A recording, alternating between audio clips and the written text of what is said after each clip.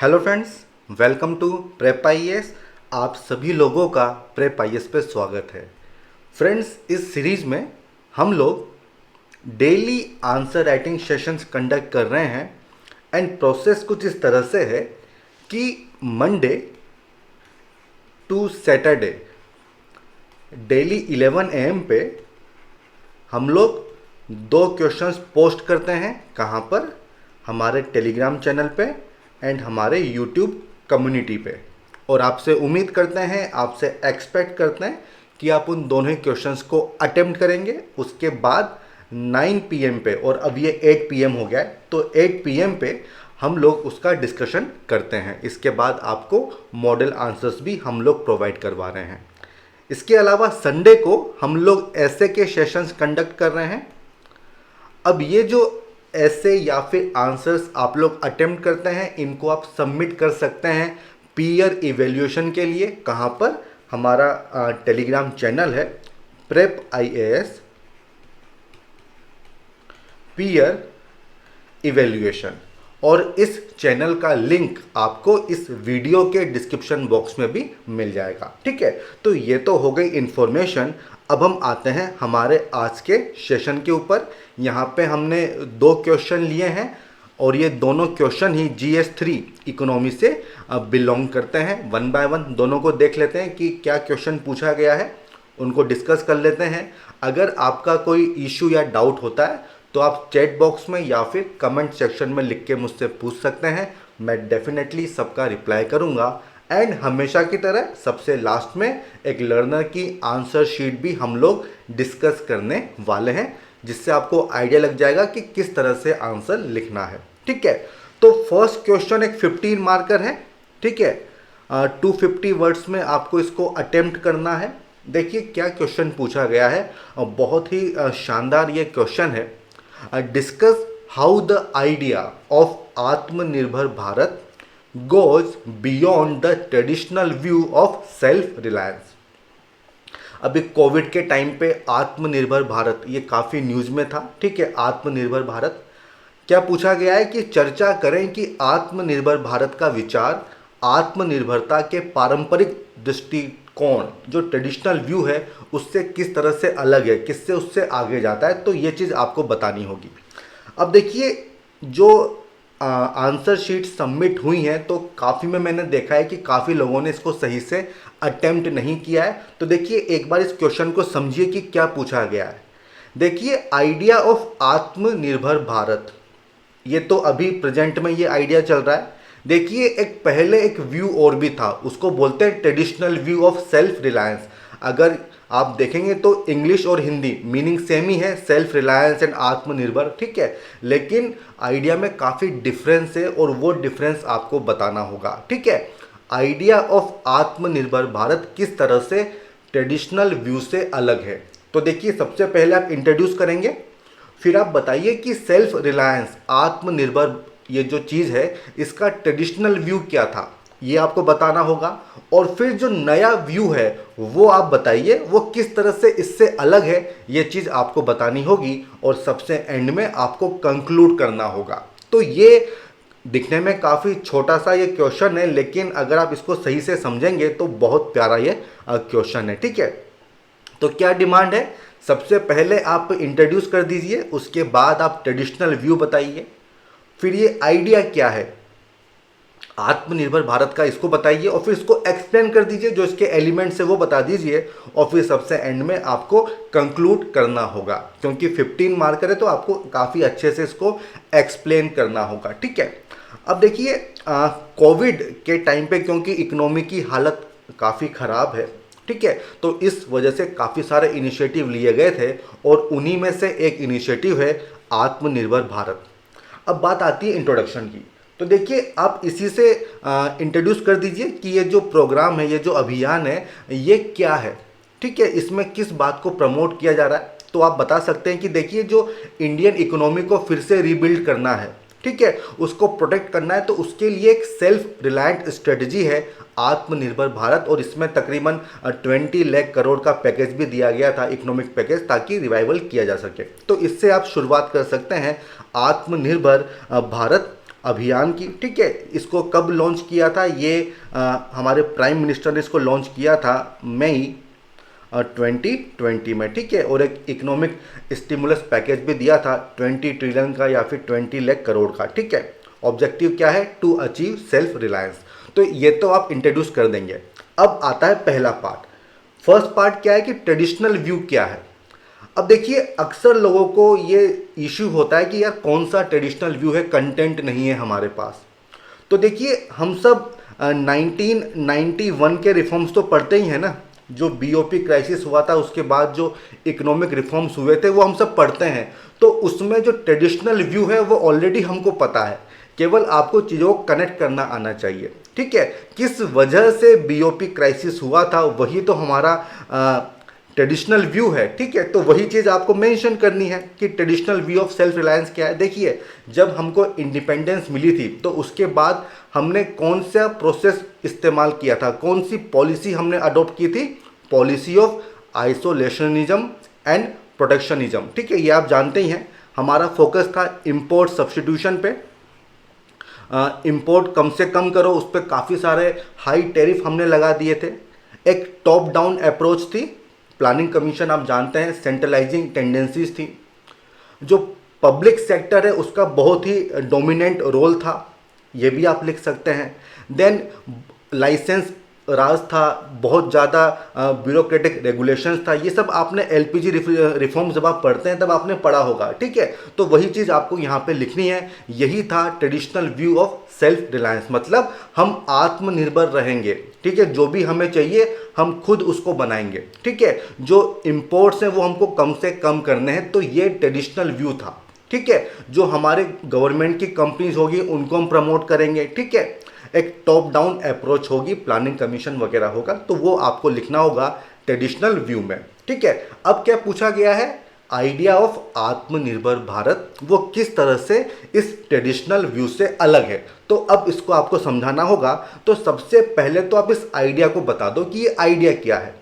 देखिए, ये आइडिया ऐसा है कि जब हम आत्मनिर्भर की बात करते हैं, जब हम सेल्फ रिलायंस या फिर सेल्फ सफिशिएंसी की बात करते हैं, तो इसका मतलब क्या है। इसका मतलब यह है कि हमारी जो एफिशिएंसी है उसको हम बढ़ाएंगे, ताकि जो वर्ल्ड की दूसरी कंपनीज हैं, इकोनॉमीज हैं, उनके साथ हम compete कर सकें। तो ये एक बेसिक डिफरेंस है जो ट्रेडिशनल व्यू था और जो प्रेजेंट व्यू है आत्मनिर्भर भारत का। और आप इस डिफरेंस को समझ पा रहे होंगे। यहाँ पे क्या है कि हमको अपनी एफिशिएंसी बढ़ानी है, ताकि जो हमारी कॉम्पिटिटिवनेस है वो बढ़ जाए, जो हमारा कंपटीशन है वो उसमें हम आगे आ जाएं, ठीक है। तो ये चीज़ है the idea of Aatmanirbhar Bharat. इसमें इंडिया जो है एक्टिवली पार्टिसिपेट करेगा। जो ग्लोबल सप्लाई चेन है, मतलब इसमें आइसोलेशन नहीं होगा, किसी भी तरह का प्रोटेक्शन नहीं होगा, बल्कि इसमें अपनी एफिशिएंसी को बढ़ाना है, जो अपनी क्वालिटी है उसको इम्प्रूव करना है, जो अपनी कॉम्पिटिटिवनेस है उसको इम्प्रूव करना है। तो ये हो जाएगा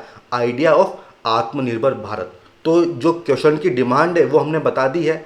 अब देखिए, इसको किस तरह से किया जाएगा, क्या इसके एलिमेंट्स है वो आप बता दीजिए। देखिए, सबसे पहला क्या है, डेवलपिंग डोमेस्टिक रेजिलियंस। इसको किस तरह से किया जाएगा, जो हमारे प्रोडक्ट हैं उनकी क्वालिटी को इम्प्रूव किया जाएगा, जो इंडियन इंडस्ट्री है उनकी कॉम्पिटिटिवनेस को इम्प्रूव किया जाएगा, ठीक है।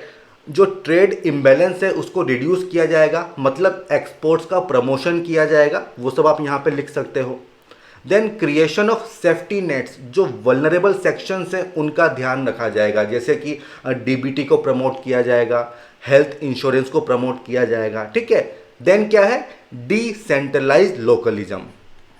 देखिए, जो लोकल प्रोडक्ट्स हैं उनको प्रमोट किया जाएगा। आपने अक्सर सुना होगा, स्लोगन दिया जाता है वोकल फॉर लोकल, और फिर इसके बाद लोकल टू ग्लोबल। तो ये दोनों ही आप यहाँ पे लिख सकते हो, ठीक है। जो लोकल हमारे जो प्रोडक्ट हैं, जो ट्रेडिशनल प्रोडक्ट्स हैं, उनको उनकी ब्रांडिंग की जाएगी, उनको प्रमोट किया जाएगा, ऐसे कोशिश की जाएगी कि उनका एक्सपोर्ट हो सके, ठीक है। वो सब चीज़ आपको यहाँ पे लिखनी होगी। Then next one is promoting Indian entrepreneurship. देखिए, जो इंडस्ट्रीज़ हैं उनके जो भी इश्यूज हैं उनको रिजोल्व किया जाएगा, जैसे कि जो ईज ऑफ डूइंग बिजनेस है उसको उसको उसको उसको प्रमोट किया जाएगा, जो भी स्ट्रक्चरल रिफॉर्म्स लाने हैं वो लाए जाएंगे, ठीक है। काफ़ी सारी ब्यूरोक्रेटिक हर्डल्स होती हैं उनको कम करने की कोशिश की जाएगी, रिसर्च, एम्प्लॉयमेंट जनरेशन, इन पे फोकस किया जाएगा। तो वो सब चीज़ें आप यहाँ पे मेंशन कर सकते हो। And last point is push towards privatisation. ये तो आपको पता ही है कि जो पब्लिक सेक्टर यूनिट्स हैं जो नॉन स्ट्रेटजिक सेक्टर में आती हैं उनको प्राइवेटाइज किया जाएगा। तो इस तरह से आप आत्मनिर्भर भारत के जो डिफरेंट एलिमेंट्स हैं उनको बता सकते हो। और यहाँ पे हमने साफ साफ बता दिया कि ये जो दो डिफरेंट व्यूज़ हैं इनमें क्या डिफरेंसेस हैं, और यही जो है वो क्वेश्चन की डिमांड है। अब हम आते हैं अगले पार्ट की तरफ, और वो क्या है, कंक्लूजन। देखिए किस तरह से कंक्लूड करोगे। हम बात कर रहे हैं आत्मनिर्भर भारत की, तो आप यहाँ पे कोई सोल्यूशन दे दो, कोई एक लॉन्ग टर्म सोल्यूशन दे दो, और वो ऑब्वियस सी बात है क्या होगा कि जो हमारा डेमोग्राफिक डिविडेंड है हमको उस पर इन्वेस्टमेंट करना होगा, एजुकेशन, स्किल डेवलपमेंट पे हमको इन्वेस्टमेंट करना होगा, स्ट्रक्चर रिफॉर्म्स लाने होंगे। इस चीज़ को आप यहाँ पे मेंशन कर सकते हो, ठीक है। तो ये फर्स्ट जो क्वेश्चन है ये तो हमने यहाँ पे डिस्कस कर लिया है, ठीक है। अब हम बात करते हैं सेकंड क्वेश्चन की। एंड देखिए ये जो सेकंड क्वेश्चन है ये एक 10 मार्कर है। एंड देखिए 10 मार्कर में आपको एक पेज कम मिलता है, तो आपको कंटेंट यहाँ पे लिमिटेड लिखना होता है, तो उसका आपको ध्यान रखना होगा, 150 वर्ड्स। एंड ये question one nation one ration card scheme के ऊपर है, काफ़ी न्यूज़ में था, और इसका भी जो रिलेशन है वो कोविड से ही है, ठीक है। तो दोनों ही जो आज के क्वेश्चन है इनका रिलेशन कोविड के साथ है, और इस तरह के काफ़ी क्वेश्चंस पूछे जा सकते हैं। देखिए क्या क्वेश्चन है कि give an account of benefits that can accrue from the one nation one ration card scheme. ये जो स्कीम है इससे क्या बेनिफिट होंगे ये आपको बताने हैं, ये फर्स्ट पार्ट है। फिर क्या पूछा गया है, ऑल्सो डिस्कस द चैलेंजेस। जो चैलेंजेस हैं वो भी आपको बताने हैं जिनको हमको एड्रेस करना होगा। तो साफ साफ यहाँ पे मेंशन है, सबसे पहले आप इंट्रोड्यूस करेंगे, ठीक है। उसके बाद ये जो स्कीम है इसके क्या बेनिफिट हैं वो आपको बताने होंगे, क्या इश्यूज है, क्या चैलेंजेज हैं इस स्कीम के साथ वो आपको बताने होंगे। एंड सबसे एंड में आप कंक्लूड कर दीजिए। अब देखिए ये एक 10 मार्कर है, और काफ़ी लोग क्या करते हैं यहाँ पे एक पार्ट और जोड़ देंगे, वे फॉरवर्ड, ठीक है, या फिर सोल्यूशन। तो देखिए पूछा नहीं गया है, अगर 15 मार्कर होता तो डेफिनेटली आप अलग से एक पार्ट बना सकते थे, और यहाँ पर भी आप लिख सकते हैं। और मैं हमेशा कहता हूँ कि अगर 10 मार्कर है तो जो कंक्लूजन है ना उसी में आप वे फॉरवर्ड डाल दीजिए, कोई सोल्यूशन आप यहीं पर डाल दीजिए, क्योंकि स्पेस काफ़ी लिमिटेड होता है। अब देखिए वन बाय वन देख लेते हैं कि क्या ये डिफरेंट पार्ट्स हैं। देखिए जहाँ तक इंट्रोडक्शन की बात है तो आप इस स्कीम को बता दीजिए कि ये स्कीम क्या है। देखिए अभी कोविड में क्या इशू था कि लेबर जो माइग्रेट कर रही थी तो उनके पास फूड सिक्योरिटी का इशू आ रहा था, ठीक है। तो इसको रिजॉल्व करने के लिए ये जो स्कीम है ये लॉन्च की गई थी। इसमें क्या है, देखिए जो हमारा नेशनल फूड सिक्योरिटी एक्ट 2013 उसमें सब्सिडाइज राशन दिया जाता है। कहाँ से, हर एक इंडिविजुअल जो इसके लिए एलिजिबल है स्टेट में उनको एक फेयर प्राइस शॉप उनको बता दी जाती है कि भाई आपको यहाँ से राशन मिलेगा, ठीक है, और वो वहाँ से राशन ले लेते हैं, ठीक है, जो भी कंसर्न स्टेट है। लेकिन देख लीजिए अगर वो बंदा माइग्रेट करता है एक स्टेट से दूसरे स्टेट में, तो फिर क्या होगा, वहाँ पे उसको राशन कार्ड के लिए अप्लाई करना होगा, तो काफ़ी डिफ़िकल्ट प्रोसेस है। तो ये जो हम फूड सिक्योरिटी की बात करते हैं ये किस तरह से इंश्योर होगा, तो उसके लिए one nation one ration card नाम से लग रहा है कि एक सिंगल राशन कार्ड होगा जो पूरी कंट्री में काम करेगा। It allows a beneficiary to avail subsidised ration anywhere in the country. किसी भी फेयर प्राइस शॉप से आप राशन ले सकते हो, प्रोवाइडेड आपका राशन कार्ड जो है वो आधार से लिंक होना चाहिए, और जिस शॉप से आप ले रहे हैं वहाँ पे POS मशीन होनी चाहिए। इसको क्या बोलते हैं, POS मशीन का फुल फॉर्म क्या है, कोई मुझे बताएगा? आप मुझे कमेंट सेक्शन में बताइए कि POS मशीन इसकी फुल फॉर्म क्या होती है, ठीक है। अब देखिए इसको लॉन्च किया गया था 2020 में, जून 2020 में, और अभी रिसेंटली सुप्रीम कोर्ट ने भी कहा था कि जितने भी स्टेट्स हैं, यूटी हैं, वो इसको इम्प्लीमेंट करें। तो ये बेसिक बैकग्राउंड है और इसी से आप इंट्रोडक्शन लिख सकते हैं। अब देखिए क्या पूछा गया है, इसके बेनिफिट्स क्या हैं। तो देखिए सबसे पहला बेनिफिट जिसके लिए स्कीम बनाई गई वो क्या है, पोर्टेबिलिटी। क्योंकि आप अपना जो आपका राशन कार्ड है उसको आप पूरे इंडिया में कहीं पे भी यूज़ कर सकते हो, और इससे क्या होगा, जो राइट टू फूड है वो आप इंश्योर कर रहे हो। तो ये फर्स्ट पॉइंट हो जाएगा।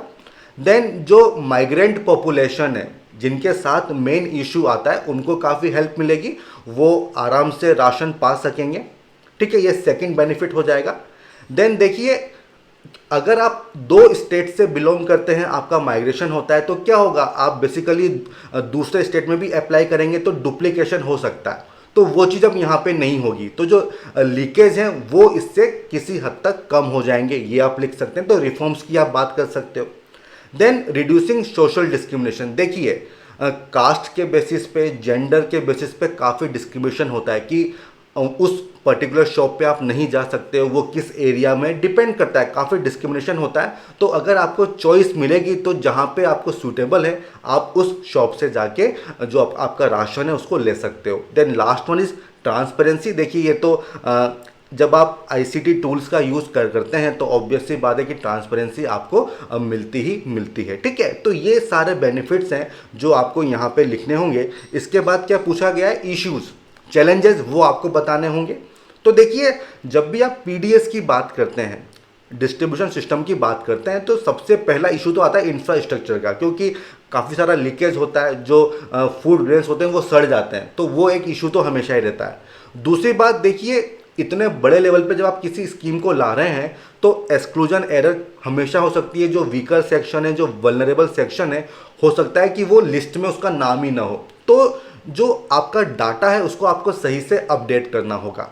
Then logistical challenges. देखिए होता क्या है कि हर जो शॉप होती है ना, उसका कोटा फिक्स होता है कि ये पर्टिकुलर शॉप है और इतने राशन कार्ड्स हैं जो इस शॉप से लिंक्ड हैं, तो उतना ही मटेरियल वहाँ पे आएगा, उतने ग्रेन्स वहाँ पे आएंगे। ठीक है, लेकिन अगर one nation one ration card हो जाएगा तो अब एक पर्टिकुलर शॉप पे कितने लोग आएंगे, तो इस चीज़ को किस तरह से आप डिटरमाइन करोगे, और उनके लिए क्या सफिशिएंट फूड ग्रेन्स वहाँ पे होंगे, उसको किस तरह से इंश्योर किया जाएगा।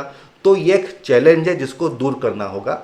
Then connectivity challenges. ऑब्वियस सी बात है कि जो रिमोट प्लेसेस होते हैं वहाँ पे इंटरनेट का कनेक्शन काफ़ी मुश्किल है, बहुत जगह भी नहीं पहुँच पाया है, तो वो आप लिख सकते हैं। Then inter state coordination.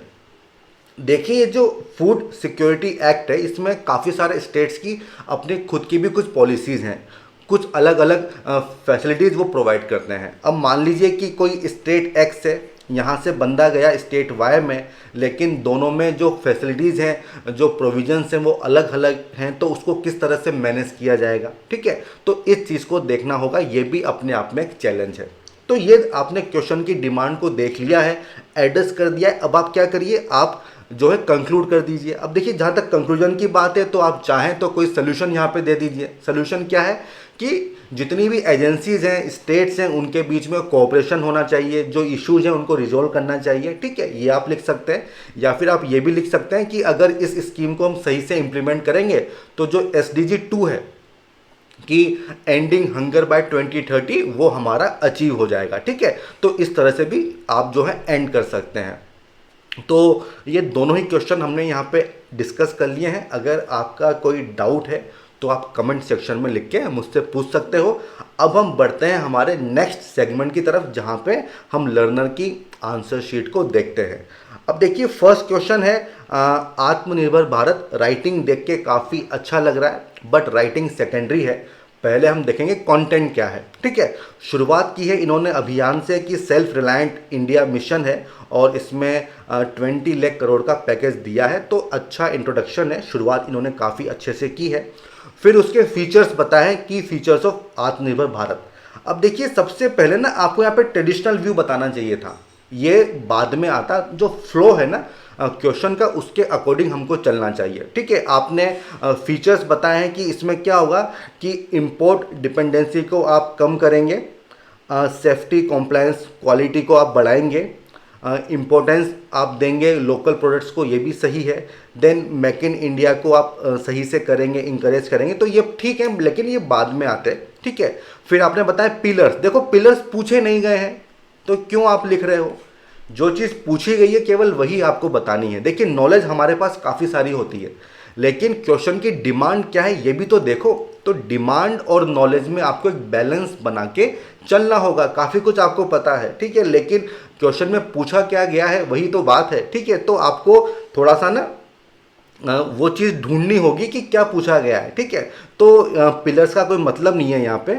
उसके बाद आपने इस स्कीम को ही और अच्छे से बताया है। देखिए कोई मतलब नहीं है, ये पूछा ही नहीं गया है। इसके बेनिफिट बता रहे हो, पूछा ही नहीं गया है। क्या पूछा गया है कि ट्रेडिशनल व्यू क्या है, और वो आपने एक्सप्लेन ही नहीं किया है, तो आपके मार्क्स आपको कम मिलेंगे। और फिर ये पूछा गया है कि ये आइडिया क्या है, ठीक है, तो आपको ये आइडिया बताना है, तो उस चीज़ को आपने एड्रेस नहीं किया है, आप इसके बेनिफिट बता रहे हो। देखिए ये बिल्कुल नहीं पूछा गया है ना, तो इसको मत लिखिए। एंड जो मैंने एक्सप्लेन किया था वहाँ से आपको आइडिया मिल जाएगा कि क्वेश्चन की डिमांड क्या है। फिर आपने नीड ऑफ द आवर को सोल्यूशन दिए, तो ये सोल्यूशन ठीक है। और फिर आपने कंक्लूड किया है, ये भी ठीक है, लेकिन जो मेन डिमांड थी कि ट्रेडिशनल व्यू से किस तरह से अलग है और ये जो आइडिया है ये क्या है, ये थोड़ा सा आपको और अच्छे से एक्सप्लेन करना चाहिए था, एलिमेंट्स वगैरह डालने चाहिए थे। तो मतलब क्या है कि आप क्वेश्चन की डिमांड जो कॉन्टेक्स्ट है उसको नहीं समझे हो, तो किस तरह से इम्प्रूव करोगे? 2 से 3 बार क्वेश्चन को पढ़िए, भले ही टाइम लगेगा, लगने दो। शुरुआत में हो सकता है आपको काफ़ी टाइम लगे, ये भी हो सकता है कि एक आंसर को लिखने में आपको आधा घंटा लग रहा हो, कोई इशू नहीं है, ठीक है, कोई इशू नहीं है। जितना टाइम लग रहा है लगने दो, लेकिन सही से लिखो। बाकी जहाँ तक टाइम की बात है वो धीरे धीरे मैनेज हो जाता है। तो 2 से 3 बार पढ़िए, जो कीवर्ड्स है उसको हाईलाइट करिए और फिर उनको एड्रेस करने की कोशिश करिए। किस तरह से जो फ्लो है क्वेश्चन का उसके अकॉर्डिंग उसको एड्रेस करने की कोशिश करनी होगी। डिमोटिवेट नहीं होना है, ठीक है। पर्पस क्या है इस सेशन का कि आपकी गलतियां क्या हैं, आपकी मिस्टेक्स क्या हैं, उनको मैं आपको बता सकूं ताकि आप उनको रिपीट ना करें, इंप्रूवमेंट हो सके, ठीक है। तो यही पर्पस है, ठीक है। अब आते हैं सेकंड क्वेश्चन की तरफ।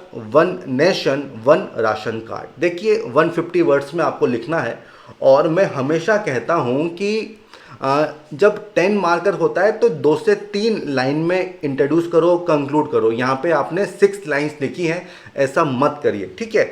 यहीं पे आपको पैराग्राफ चेंज कर देना चाहिए, ठीक है। तो इसका थोड़ा आपको ध्यान रखना होगा कि 2 से 3 लाइन में ही आपका इंट्रोडक्शन और कंक्लूजन होना चाहिए। देखिए यहाँ पे आपने इसको एक्सप्लेन किया है तो ये तो सही बात है, इसको आपको 2 पैराग्राफ में कन्वर्ट करना चाहिए था, ठीक है। इसके बाद देखिए आपने बेनिफिट्स बताए हैं कि क्या बेनिफिट्स हैं। अब देखिए थोड़ा ना देखने में सही नहीं लग रहा है, स्पेसिंग होनी चाहिए, जो आपकी लाइंस है ना उसके बीच में स्पेसिंग होनी चाहिए, पहली बात। दूसरी बात, आपने एक्सप्लेन काफ़ी कम किया है, थोड़ा सा आपको 1 से 2 लाइन में एक्सप्लेन करने की ज़रूरत है। और देखिए मैं आपको क्या एडवाइस करूंगा कि जो मेंस की वर्कबुक आती है ना, जहाँ पे एक A4 शीट में पूरा मार्जिन यहाँ पे बना होता है, तो उसमें आप आंसर को लिखना अटेम्प्ट करो। क्योंकि होता क्या है कि जब आप रजिस्टर में लिखते हो ना तो वर्ड लिमिट का पता नहीं चलता है, तो इसलिए ना वो जो मेंस आंसर बुक है उस पे ही आप आंसर्स लिखिए, ठीक है। उसकी सॉफ्ट कॉपी आपको मिल जाएगी, उसका प्रिंट आउट निकलवा लीजिए, जेरोक्स निकलवा लीजिए, ठीक है। तो उसमें होता क्या है ना कि कितना वर्ड लिमिट होना चाहिए उसका आपको आइडिया लग जाता है, ठीक है। क्योंकि ये जो आपने आंसर लिखा है ये देखने में लग रहा है कि आपने वर्ड लिमिट क्रॉस कर दी है, ठीक है, और वो आपको तभी पता चलेगा जब आप उस शीट में लिखते हो, ठीक है। तो ये मेरी एडवाइस है, इसको फॉलो करके देखिए। थोड़ा सा आपको एक्सप्लेन करना होगा, पॉइंट्स आपके ठीक है। ये जो एक पॉइंट है आइडेंटिफिकेशन वाला, ये मैं समझ नहीं पाया हूँ कि आप क्या कहना चाह रहे हो, ठीक है। तो थोड़ा सा अच्छे से आपको एक्सप्लेन करना चाहिए था, ठीक है। देन आपने जो इश्यूज है वो बताए हैं कि एक्सक्लूजन एरर हो सकती है, सही बात है, लॉजिस्टिक के इश्यू हो सकते हैं, लैक ऑफ डाटा, ये सब ठीक पॉइंट्स हैं। फिर आपने लिखा है कि domicile based social sector scheme restricted people to access government security, welfare and food entitlements. अब देखिए इसका मतलब क्या है, या तो आप इसको अच्छे से एक्सप्लेन करो कि ये किस तरह से चैलेंज है। डोमिसाइल बेस्ड ये पॉलिसी तो है नहीं, यहाँ पे तो 1 नेशन 1 राशन कार्ड की बात हो रही है। तो जो आप समझाना चाह रहे हो ना उसको आप सही से समझा नहीं पाए हो, तो आपको अच्छे से एक्सप्लेन करना चाहिए, ठीक है। इसके बाद आपने वे फॉरवर्ड बताया है। देखिए एक 10 मार्कर है, वे फॉरवर्ड सॉल्यूशंस नहीं पूछे गए हैं और वो भी आपने इतना बड़ा लिख दिया है। और इसलिए मैं कह रहा हूँ ऐसा आपने क्यों लिखा, क्योंकि आपने उस जो मेंस की जो आंसर शीट आती है उसमें आपने नहीं लिखा है, आपने रजिस्टर में लिखा, वहाँ पे स्पेस ज़्यादा होता है, ठीक है। तो इसलिए आपको पता ही नहीं चलता कि वर्ड लिमिट हमने क्रॉस की है कि नहीं की है, ठीक है। तो वे फॉरवर्ड नहीं लिखना है, आप चाहें तो एक आध सोल्यूशन दे दो और उसको मर्ज कर दो किसमें, कंक्लूजन में, ठीक है। कंक्लूजन आपका ठीक है, मैं ऑलरेडी इसको देख चुका हूँ, ठीक है। तो ये सब मेरी ऑब्जर्वेशन है जो जिस पे आप वर्क करिए, आपको डेफिनेटली फ़ायदा होगा। तो फ्रेंड्स इसी के साथ हमारा जो आज का सेशन है उसको हम कंक्लूड करते हैं, ठीक है। अगर आपके कोई डाउट हैं, कुछ इश्यूज हैं, तो आप कमेंट सेक्शन में लिख के मुझसे पूछ सकते हैं, मैं डेफिनेटली सबका रिप्लाई करूंगा। अगर आपको ये वीडियो पसंद आया हो तो इसको लाइक कीजिए, हमारे चैनल को सब्सक्राइब कीजिए, फॉरवर्ड कीजिए, शेयर कीजिए, ताकि मैक्सिमम लोग हमारे इस इनिशिएटिव से जुड़ सकें। तो ठीक है friends, all the best, good bye.